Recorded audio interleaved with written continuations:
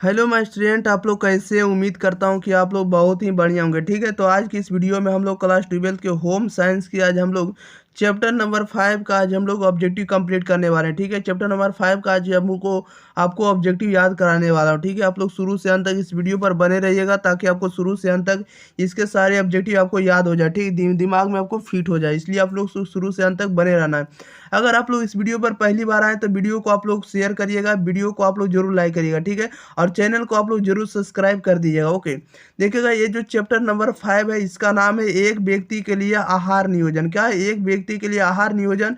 इसके आज हम लोग ऑब्जेक्टिव कंप्लीट करेंगे। ठीक है, अगर आप लोगों को इस वीडियो में हम लोग आपको 35 ऑब्जेक्टिव कंप्लीट करेंगे। ठीक है, 35 ऑब्जेक्टिव आप लोगों के लिए बता दें कि अगर आप लोगों को लिए 35 ऑब्जेक्टिव जो हम आपको कंप्लीट करेंगे, अगर उसका आंसर अगर एक भी आंसर पता होगा तो उसका आंसर आप लोगों को 3 से 4 सेकंड के अंदर बताना होगा। ठीक है, हम जैसे ही पढ़ेंगे उसका आंसर आप लोगों को कमेंट बॉक्स के अंदर आना चाहिए अगर जानते हैं तो। ठीक है, और नहीं जानते तो आप लोग शुरू से अंत तक बने रहिए, देखते चलिए आपको याद हो जाएगा। ठीक है, चलिए तो क्वेश्चन नंबर फर्स्ट की ओर बढ़ते हैं। फर्स्ट में करा है निम्न में कौन सा खाना जो है पकाने का कारण नहीं बताइएगा। निम्न में कौन खाना पकाने का कारण नहीं, इसका राइट आंसर आप लोग बताइएगा क्या हो जाएगा। निम्न में कौन खाना पकाने का कारण नहीं है, तो खाना पकाने का कारण कौन नहीं है? तो भोजन की मात्रा को बढ़ाना। तो भोजन की मात्रा को बढ़ाना ये खाना पकाने से संबंधित नहीं है। ठीक है, इसलिए इसका राइट आंसर क्या हो जाएगा? सी राइट आंसर हो जाएगा। दो में करा है निम्न में से कौन प्रोटीन का सबसे समृद्ध स्रोत है, बताइएगा। और सबसे ज्यादा प्रोटीन किस में मिलता है? इसका राइट आंसर आप लोग को बताना है, बताइएगा। निम्न में से कौन प्रोटीन का सबसे समृद्ध स्रोत है? तो प्रोटीन का सबसे समृद्ध स्रोत जो होता है वो सोयाबीन होता है। Option number D right answer हो जाएगा। नेक्स्ट क्वेश्चन की ओर बढ़ जाते हैं। क्वेश्चन नंबर देखिएगा 3। क्वेश्चन नंबर 3 में कह रहा है निम्न में से कौन खाद्य पदार्थों में मिलावट का पता लगाने की विधि है, बताइएगा। निम्न में कौन खाद्य पदार्थों में मिलावट का पता लगाने की विधि है? तो मिलावट का पता लगाने की विधि आपको दृश्य परीक्षण है, आपको रासायनिक परीक्षण है और भौतिक परीक्षण। ये तीनों परीक्षण जो है आपको खाद्य पदार्थों में मिलावट का पता लगाने का विधि है। ओके, इसलिए जरूरी तीनों है, इसलिए इसका राइट आंसर डी लगाएंगे, इनमें से सभी हो जाएगा। 4 में कह रहा है निम्न में कौन शीघ्र नष्ट होने वाला खाद्य पदार्थ है, बताइएगा। निम्न में कौन शीघ्र नहीं तेजी से नष्ट होने वाला खाद्य पदार्थ है? तो सबसे तेजी से नष्ट होने वाला खाद्य पदार्थ क्या होगा? तो दूध होगा। Option number A right answer हो जाएगा। नेक्स्ट क्वेश्चन की ओर बढ़ जाते हैं। क्वेश्चन नंबर देखिएगा 5। क्वेश्चन नंबर 5 में कह रहा है निम्न में से कौन भोजन विषाक्त होने का कारण है, बताइएगा। निम्न में कौन सा जो भोजन है विषाक्त होने का कारण है? तो विषाक्त होने का कारण है आपको कम पका हुआ भोजन, संक्रमित रसोई, पके हुए भोजन को लंबी अवधि तक रखना, ये आपको भोजन को विषाक्त होने का कारण है, इसलिए इसका राइट आंसर डी हो जाएगा, सभी जरूरी है। क्वेश्चन नंबर देखिएगा 6। कह रहा है कि खाना पकाने की कौन सी विधि सबसे कम स्वस्थप्रद है, बताइएगा। खाना पकाने की कौन सी जो विधि है सबसे कम स्वास्थ्यप्रद है? सबसे कम स्वास्थ्यप्रद कौन हो जाएगा? तो गहरा तलना। Option number A right answer हो जाएगा। नेक्स्ट क्वेश्चन की ओर बढ़ जाते हैं। क्वेश्चन नंबर देखिएगा 7 में कह रहा है कि एक व्यक्ति की दैनिक कैलोरी आवश्यकताएं किस पर निर्भर नहीं करती, बताइएगा। एक व्यक्ति की दैनिक कैलोरी आवश्यकताएं किस पर निर्भर नहीं करती है? तो आर्थिक स्थिति पर निर्भर नहीं करती। Option number D right answer हो जाएगा। 8 में कह रहा है परिवार के लिए आहार नियोजन डैश आधार पर बननी चाहिए, बताइएगा। कह रहा है इसमें से कह रहा है कि परिवार के लिए आहार नियोजन किस आधार पर बननी चाहिए? इसका राइट आंसर बताइएगा क्या हो जाएगा। यानी इसमें से कह रहा है कि परिवार के लिए आहार नियोजन किस आधार पर बननी चाहिए? इसका राइट आंसर आप लोग बताइएगा। तो साप्ताहिक आधार पर बननी चाहिए, बी राइट आंसर हो जाएगा। ओके, साप्ताहिक आधार पर। नेक्स्ट क्वेश्चन के बढ़ जाते हैं। क्वेश्चन नंबर 9 में कह रहा है किस आयु समूह को आहार आयोजन की आवश्यकता नहीं होती, बताइएगा। किस आयु समूह को आहार आयोजन की आवश्यकता नहीं होती है? तो आहार आयोजन की आवश्यकता नहीं होती है नवजात शिशु की। Option number A right answer हो जाएगा। नेक्स्ट क्वेश्चन की बढ़ जाते हैं। क्वेश्चन नंबर देखिएगा 10 नंबर में कह रहा है कि निम्नलिखित में से किसमें विटामिन सी प्रचुर मात्रा में पाया जाता है, बताइएगा। निम्नलिखित में से किसमें विटामिन सी प्रचुर मात्रा में पाया जाता है? तो विटामिन सी प्रचुर मात्रा में पाया जाता है नींबू में, ये राइट आंसर हो जाएगा। 11 नंबर में कह रहा है विटामिन ए घुलनशील है, बताइएगा। विटामिन ए घुलनशील होता है तो वसा में होता है। ऑप्शन नंबर इसका बी राइट आंसर हो जाएगा। विटामिन ए घुलनशील होता है वसा में, बी राइट आंसर हो जाएगा। क्वेश्चन नंबर 12 में कह रहा है किस विटामिन की कमी से बच्चों में अंगों की अस्थियां मुड़ जाती है, बताइएगा। किस विटामिन की कमी से बच्चों में अंगों की अस्थियां जो होती है मुड़ जाती है? किस विटामिन की कमी से? तो विटामिन डी की कमी से option number D right answer हो जाएगा। 13 में करा भोजन का मनोवैज्ञानिक कार्य क्या बताइएगा। भोजन का मनोवैज्ञानिक कार्य क्या है, तो संतुष्टि प्रदान करना, option number A right answer हो जाएगा। नेक्स्ट क्वेश्चन के बढ़ जाते हैं, क्वेश्चन नंबर 14। 14 नंबर में कह रहा है कि ऊर्जा देने वाले खाद्य पदार्थ क्या है बताइएगा। ऊर्जा देने वाले खाद्य पदार्थ क्या है, तो ऊर्जा देने वाले खाद्य पदार्थ आपका प्रोटीन है, कार्बोहाइड्रेट है, वसा है। ये तीनों आपको ऊर्जा देने वाले खाद्य पदार्थ है, इसलिए इसका राइट आंसर आप लोग डी लगाएंगे, इनमें से सभी हो जाएगा। 15 में कह रहा है निम्न में कौन पोषक तत्व है बताइएगा। निम्न में पोषक तत्व कौन है, तो पोषक तत्व का उदाहरण कार्बोहाइड्रेट है, प्रोटीन है और विटामिन है, सभी पोषक तत्व है, इसलिए इसका राइट आंसर डी हो जाएगा, इनमें से सभी हो जाएगा। क्वेश्चन नंबर देखते हैं हम लोग 16 नंबर की। देखिएगा 16 नंबर में क्या करा है।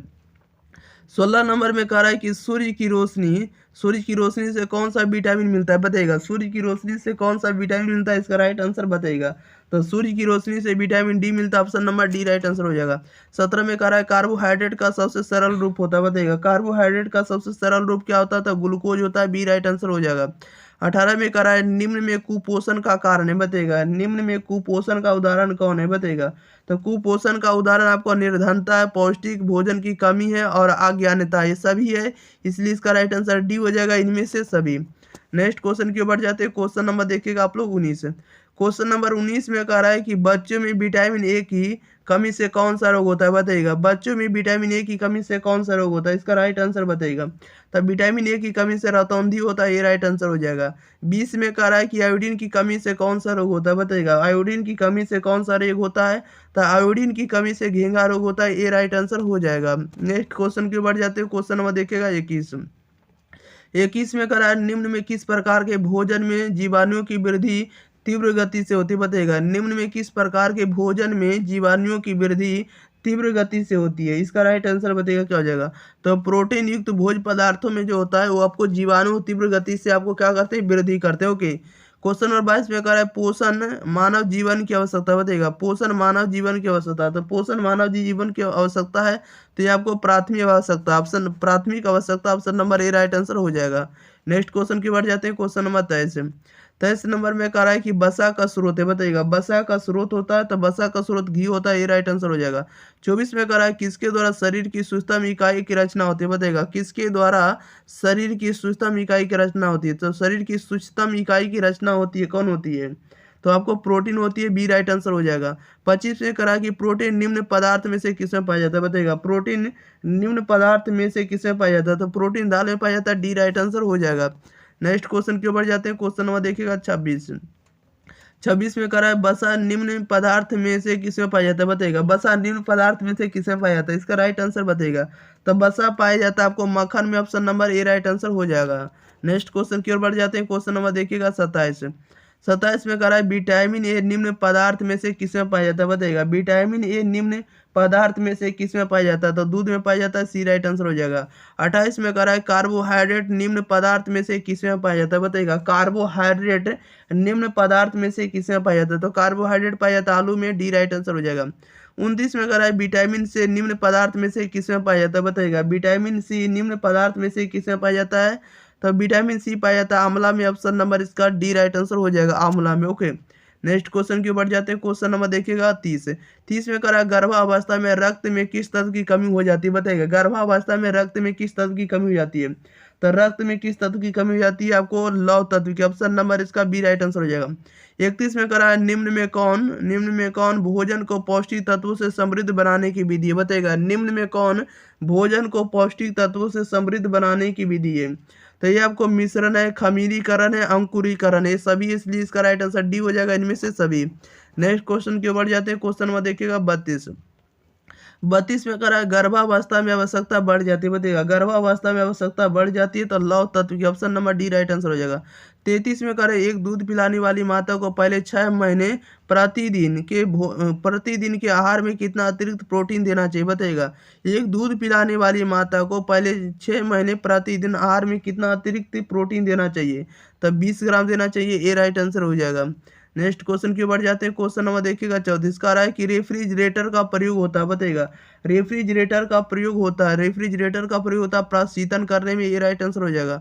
35 में करा ज्यादा ऊष्मा और शक्ति प्रदान करने वाला पदार्थ कौन है बताइएगा। ज्यादा ऊष्मा और शक्ति प्रदान करने वाला पदार्थ कौन सा होता है, तब वसा होता है, ये राइट आंसर हो जाएगा। ओके, चलिए, तो इस वीडियो में आप लोगों के लिए 35 ऑब्जेक्टिव था, 35 ऑब्जेक्टिव आप लोगों के लिए कंप्लीट करा दिया गया। ठीक है, आप लोग इस वीडियो को ज़्यादा से ज़्यादा शेयर करिए दोस्तों के पास, आप लोग जरूर इस वीडियो को भेजिए। ठीक है, ताकि वे लोग भी पढ़ सके और एग्जाम में बढ़िया स्कोर कर सके। ओके, चलिए तो मिलते हैं इसी के साथ अगले वीडियो के साथ। तब तक के लिए thank you for watching this video.